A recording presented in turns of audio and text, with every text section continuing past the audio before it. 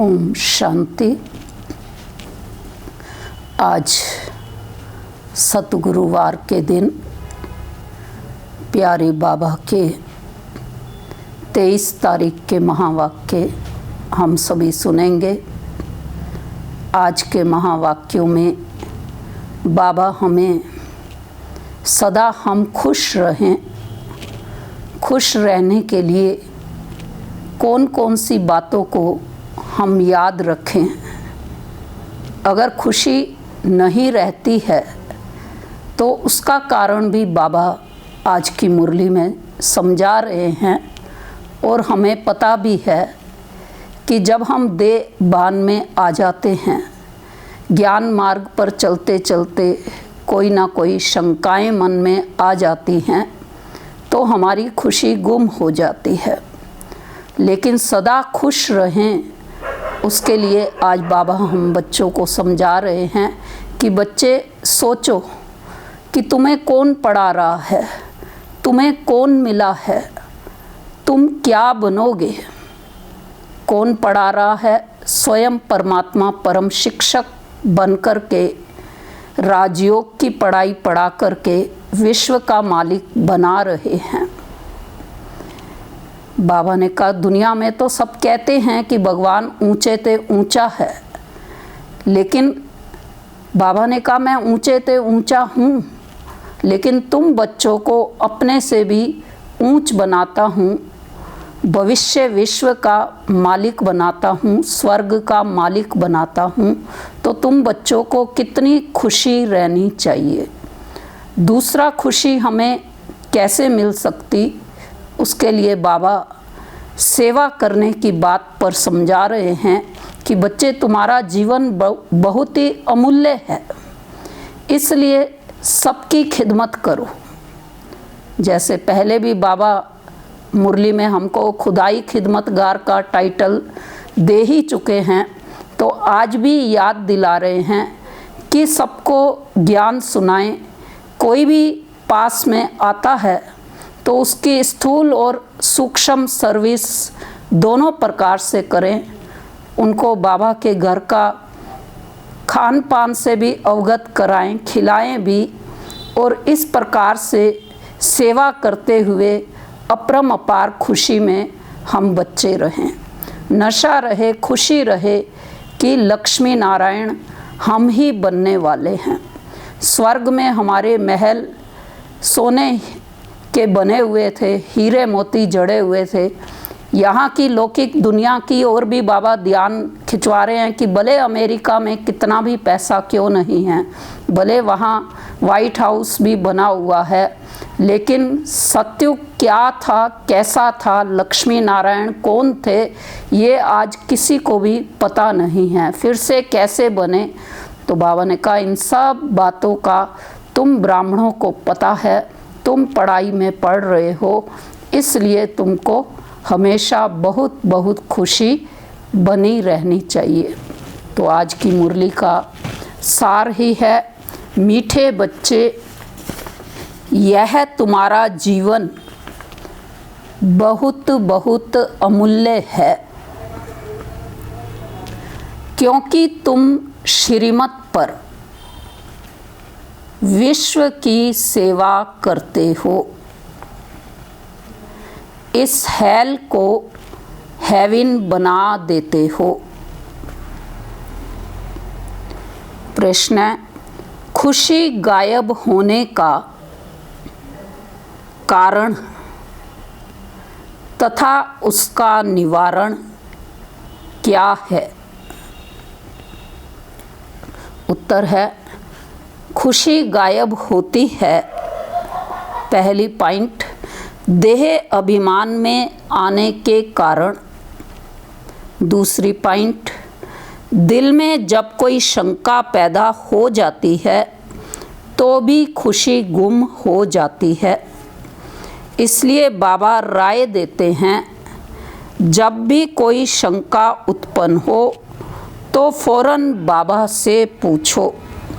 देही अभिमानी रहने का अभ्यास करो तो सदैव खुश रहेंगे। ओम शांति।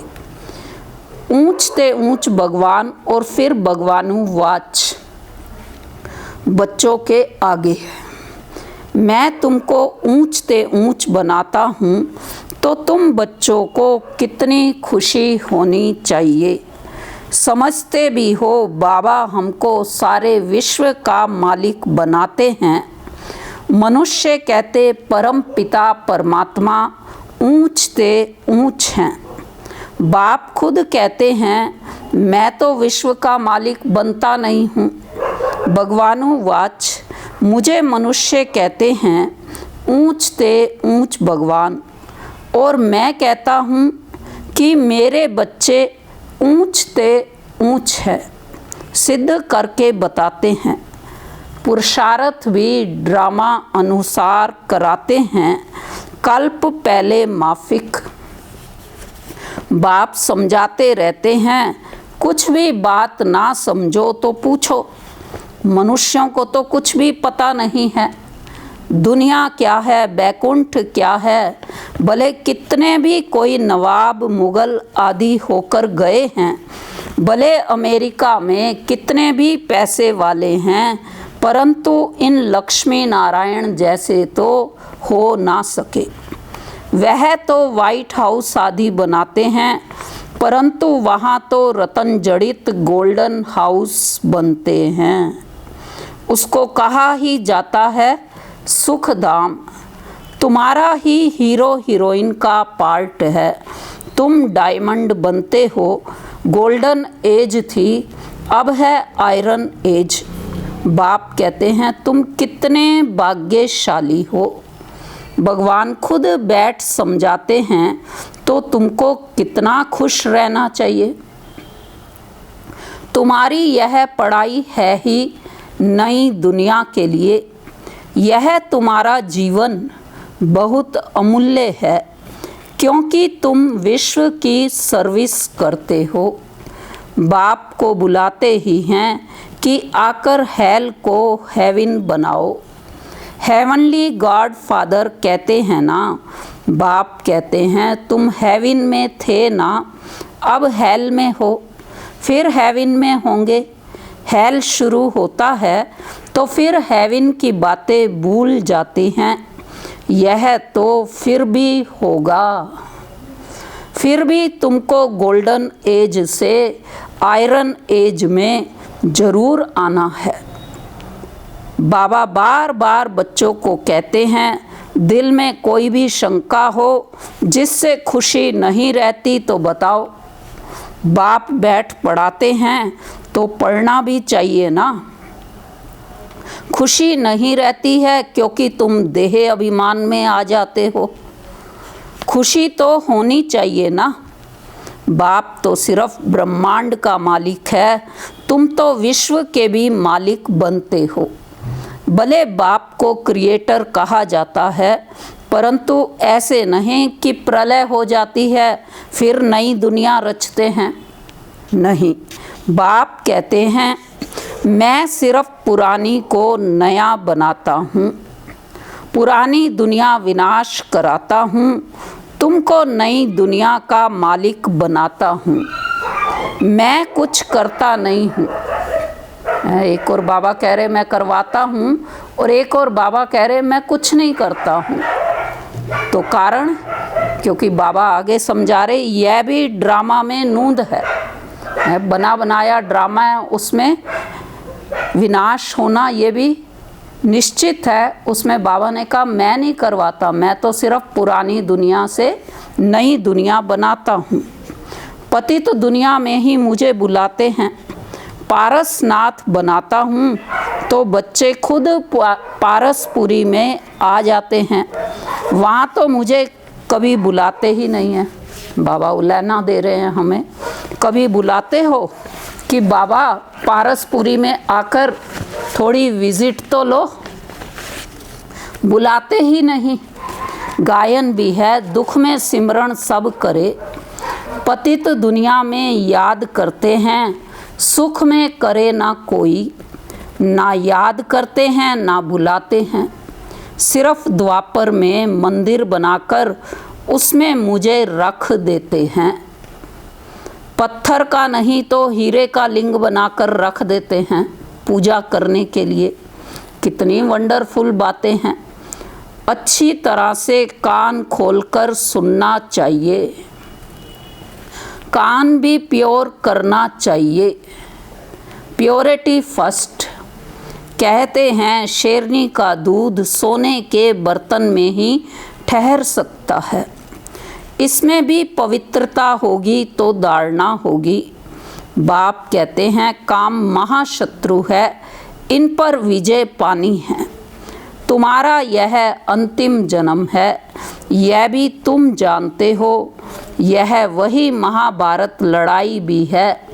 कल्प कल्प जैसे विनाश हुआ है, हूबहू अब भी होगा। ड्रामा अनुसार तुम बच्चों को स्वर्ग में फिर से अपने महल बनाने हैं। कैसे बनाने हैं? जैसे कल्प पहले बनाए थे। स्वर्ग को कहते ही हैं पैराडाइज। पुराणों से पैराडाइज अक्षर निकला है। कहते हैं मानसरोवर में परियां रहती थी, उसमें कोई टुबका लगाए तो परी बन जाए। वास्तव में है ज्ञान मानसरोवर। उसमें तुम क्या से क्या बन जाते हो। शोभनिक को परी कहते हैं, ऐसे नहीं पंखों वाली कोई परी होती है। जैसे तुम पांडवों को महावीर कहा जाता है, उन्होंने फिर पांडवों के बहुत बड़े बड़े चित्र, गुफाएं आदि बैठ दिखाई हैं। भक्ति मार्ग में कितने पैसे बर्बाद करते हैं। बाप कहते हैं हमने तो बच्चों को कितना शाहूकार बनाया, तुमने इतने सब पैसे कहाँ किए। बाबा प्रश्न कर रहे हैं, इतना शाहूकार बनाया तो पैसे सारे कहाँ किए। भारत कितना शाहूकार था, अभी भारत का क्या हाल है। जो 100% सॉल्वेंट था, अब 100% इनसॉल्वेंट बन पड़ा है। अभी तुम बच्चों को कितनी तैयारी करनी चाहिए। बच्चों आदि को भी यही समझाना है कि शिव बाबा को याद करो, तुम कृष्ण जैसे बनेंगे। कृष्ण कैसे बना यह किसको पता थोड़े ही है। आगे जन्म में शिव बाबा को याद करने से ही कृष्ण बना। तो तुम बच्चों को कितनी खुशी रहनी चाहिए। लेकिन अपार खुशी उन्हें ही रहेगी जो सदा दूसरों की खिदमत में रहते हैं। मुख्य धारणा चलन बहुत बहुत रायल हो, खान पान बहुत सुंदर हो। तुम बच्चों के पास जब कोई आते हैं तो उनकी हर प्रकार से खिदमत करनी चाहिए, स्थूल भी तो सूक्ष्म भी। जिस्मानी रूहानी दोनों करने से बहुत खुशी होगी। कोई भी आए तो उनको तुम सच्ची सत्यनारायण की कहानी सुनाओ। शास्त्रों में तो क्या क्या कहानियाँ लिख दी हैं। विष्णु की नाभि से ब्रह्मा निकला, फिर ब्रह्मा के हाथ में शास्त्र दे दिए हैं। अब विष्णु की नाभि से ब्रह्मा कैसे निकलते हैं, कितना राज है, और कोई इन बातों को कुछ समझ ना सके। नाभि से निकलने की तो बात ही नहीं है। ब्रह्मा सो विष्णु, विष्णु सो ब्रह्मा बनते हैं। ब्रह्मा को विष्णु बनने में कितना समय लगता? सेकंड लगता है। सेकंड में जीवन मुक्ति कहा जाता है। बाप ने साक्षात्कार कराया, तुम विष्णु का रूप बनते हो। सेकंड में निश्चय हो गया। विनाश साक्षात्कार भी हुआ। नहीं तो कलकत्ता में कैसे राजाई ठाठ से रहते थे। हम सबको ब्रह्मा बाबा की जीवन कहानी मालूम है कि कैसे विष्णु चतुर्भुज का साक्षात्कार हुआ और फिर विनाश का साक्षात्कार हुआ, तो कैसे वो समर्पित हो गए। तो जैसे राजाई ठाठ से रहते थे, कोई तकलीफ नहीं थी, बड़ा रॉयल्टी से रहते थे। अब बाप तुम्हें यह ज्ञान रत्नों का व्यापार सिखलाते हैं।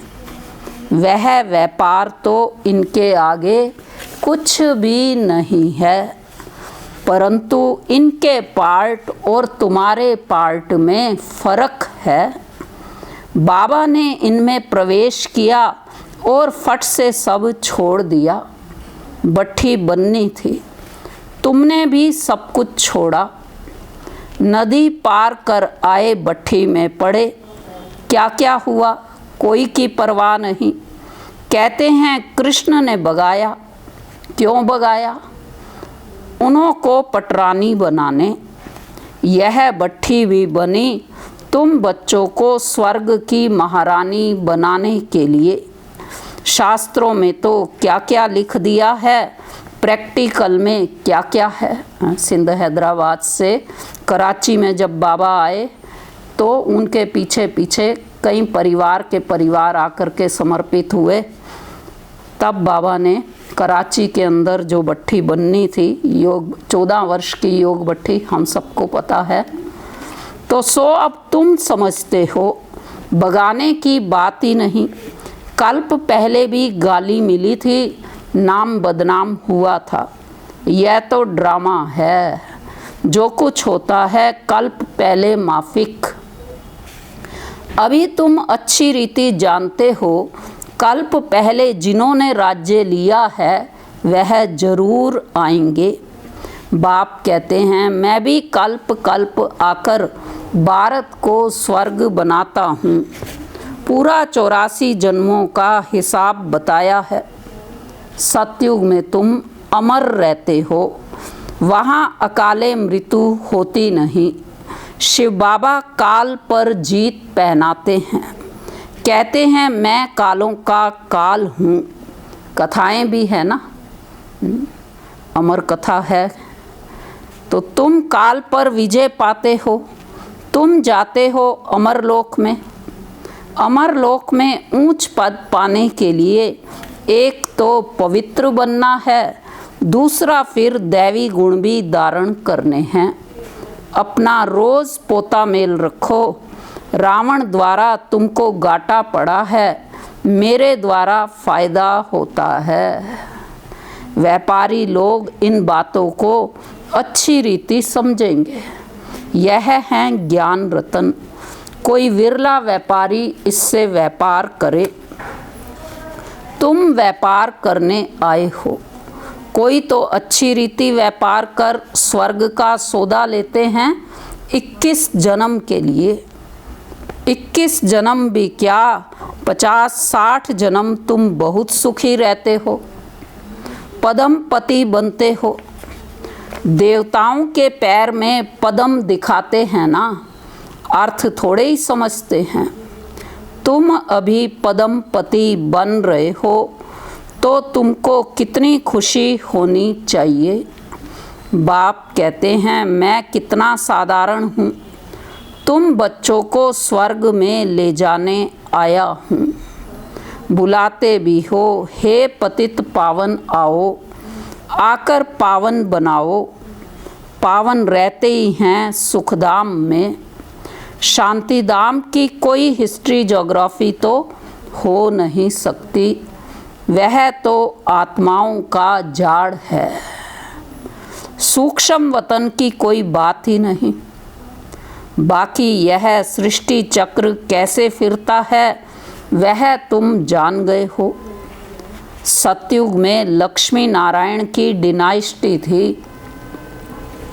ऐसे नहीं एक ही लक्ष्मी नारायण सिर्फ राज्य करते हैं, वृद्धि तो होती है ना। फिर द्वापर में वही पूज्य सो फिर पुजारी बनते हैं। मनुष्य फिर परमात्मा के लिए कह देते आपे ही पूज्य। जैसे परमात्मा के लिए सर्वव्यापी कह देते हैं। इन बातों को तुम समझते हो।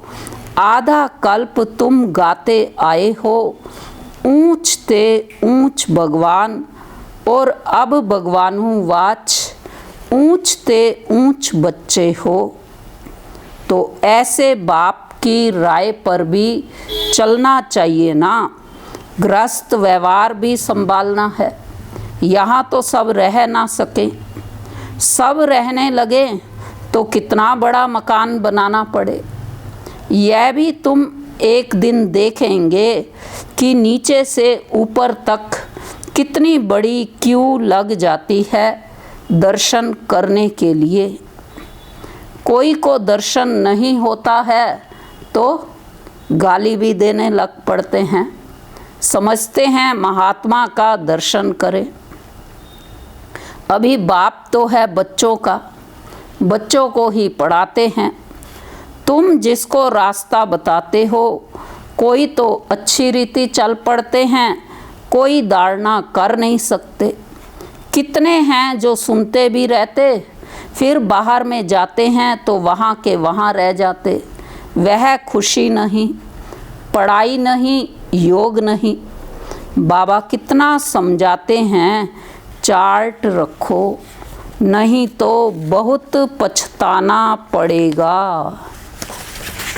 हम बाबा को कितना याद करते हैं, चार्ट देखना चाहिए। आजकल तो सबका याद का चार्ट बहुत अच्छा बड़ा हुआ ही होगा। तो भारत के प्राचीन योग की बहुत महिमा है। तो बाप समझाते हैं, कोई भी बात नहीं समझो तो बाबा से पूछो। आगे तुम कुछ भी नहीं जानते थे। बाबा कहते हैं, यह है कांटों का जंगल, काम महाशत्रु है। यह अक्षर खुद गीता के हैं। गीता पढ़ते थे परंतु समझते थोड़े ही थे। बाबा ने सारी आयु गीता पढ़ी, समझते थे गीता का महात्म बहुत अच्छा है। बाबा की जीवन कहानी में आता है कि बाबा चाहे ट्रेन में भी सफ़र कर रहे होते थे तब भी वो गीता जरूर पढ़ते थे। तो गीता का महात्म बहुत अच्छा है। भक्ति मार्ग में गीता का कितना मान है। गीता बड़ी भी होती है, छोटी भी होती है। कृष्ण आदि देवताओं के वही चित्र पैसे पैसे में मिलते रहते हैं। उन्हीं चित्रों के फिर कितने बड़े बड़े मंदिर बनाते हैं। तो बाप समझाते हैं, तुमको तो विजय माला का दाना बनना है। ऐसे मीठे मीठे बाबा को बाबा बाबा भी कहते हैं, समझते भी हैं, स्वर्ग की राजाई देते हैं। फिर भी सुनंती कथंती अहो माया फारकती देवंती। बाबा कहा तो बाबा माना बाबा। आज बाबा हम बच्चों को पक्का कर रहे हैं कि अगर बाबा को अपना बनाया है, बाबा को बाबा कहा तो बाबा माना बाबा। भक्ति मार्ग में भी गाया जाता है, पतियों का पति गुरुओं का गुरु एक ही है। वह हमारा फादर है, ज्ञान का सागर पतित पावन है। तुम बच्चे कहते हो बाबा हम कल्प कल्प आपसे वर्षा लेते आए हैं, कल्प कल्प मिलते हैं। आप बेहद के बाप से हमको ज़रूर बेहद का वर्षा मिलेगा। मुख्य है ही अलफ, उसमें बेमर्ज है। बाबा माना वर्षा, वह है हद का, यह है बेहद का।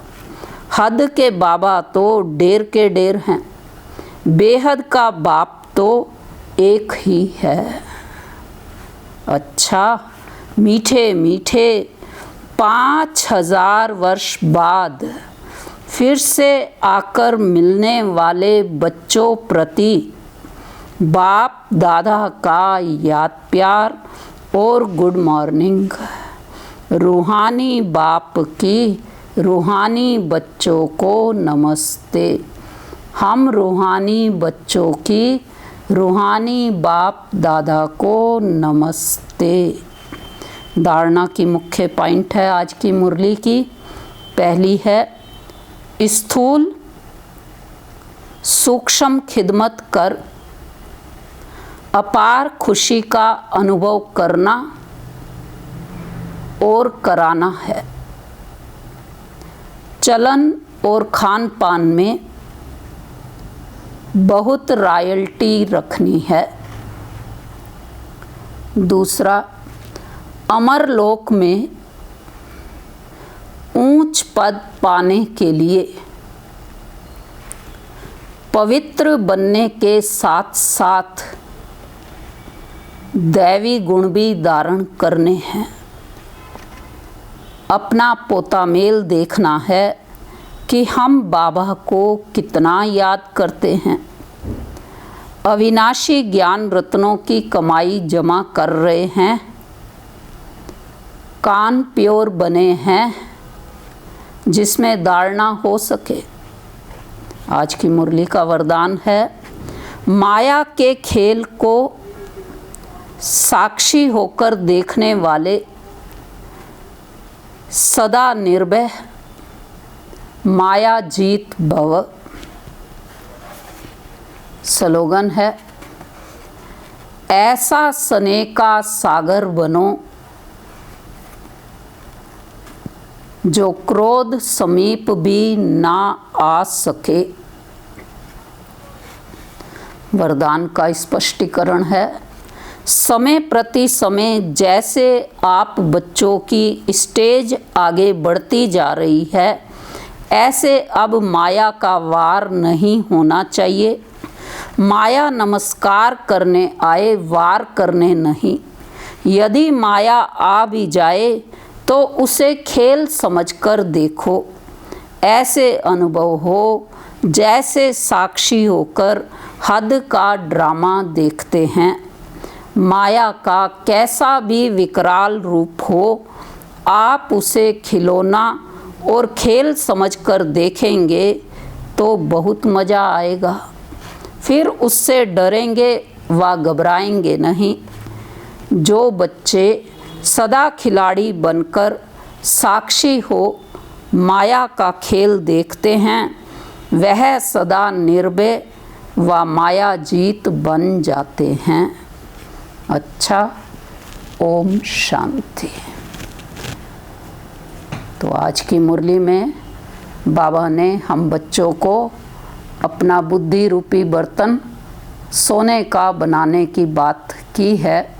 इस पर जो है कहानी भी हम सब ने सुनी हुई है कि कैसे शेरनी का जो दूध है वो सोने के बर्तन में ही ठहरता है।